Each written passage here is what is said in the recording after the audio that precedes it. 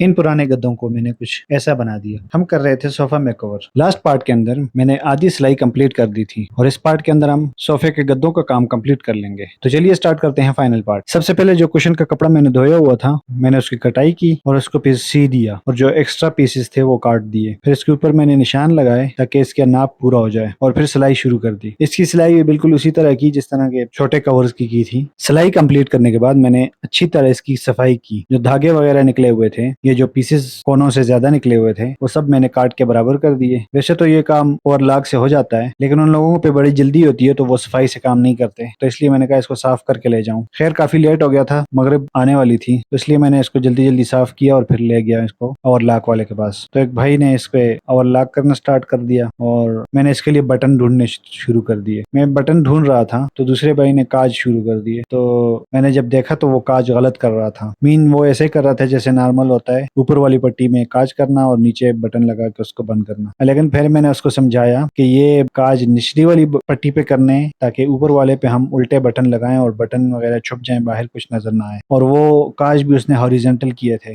फिर मैंने उसको समझाया कि ये काज जो है वर्टिकली करने हैं ताकि ये बटन के खिंचाव से खुले ना। खैर काज उससे मैंने दुरुस्त करवाए। उसके बाद मैं घर ले आया और अगले दिन इसके बटन लगाने स्टार्ट कर दिए। बटन लगाने के लिए मैंने धागे को 2 दफा फोल्ड किया तो ये 4 धागे बन गए और जब ये सुई में डलेंगे तो 8 धागे बन जाएंगे और 8 धागे काफी होते हैं बटन लगाने के लिए। और बटन लगाने के लिए सुई जितनी बारीक हो सके यूज करनी चाहिए। बारीक सुई के अंदर ये इतने धागे जाएंगे कैसे, तो इसके लिए आसान तरीका यह है कि धागे के फोल्ड किए हुए सिरे सुई की मदद से बराबर करके दोनों उंगलियों के दरमियान में पकड़ें और फिर इस तरह से सुई के अंदर डाल लें और इस तरह बड़ी इजीली ये मोटा धागा भी चला जाता है। उसके बाद मैंने धागे को कुछ इस तरीके से गिरा लगाई और इसके बाद गिरा को उस साइड पे छोड़ा जिधर बटन लगना है और सुई दूसरी साइड पे ले गया और वापसी लाकर इस गिरा में से गुजार दी ताकि मजबूत हो जाए। उसके बाद मैंने बटन लगाया और बटन लगाने के बाद बटन के गिर 3 बार धागा घुमा के इधर ही इसको गिरा लगाई ताकि पीछे वाली साइड बिल्कुल क्लियर रहे। ये कुछ चीजें जो मुझे आती थी मैंने कहा आपको समझा दूं। अगर इसके अलावा कुछ मैं गलत हूं तो मुझे समझा दीजिए, क्योंकि मैं सीख रहा हूँ। और इसके बाद ये थी इसकी फाइनल लुक। बाकी अब आप लोग मुझे बताइए कमेंट सेक्शन में कि ये कैसे लग रहे हैं। अगले पार्ट से हम इंशाल्लाह सोफे का काम स्टार्ट करेंगे।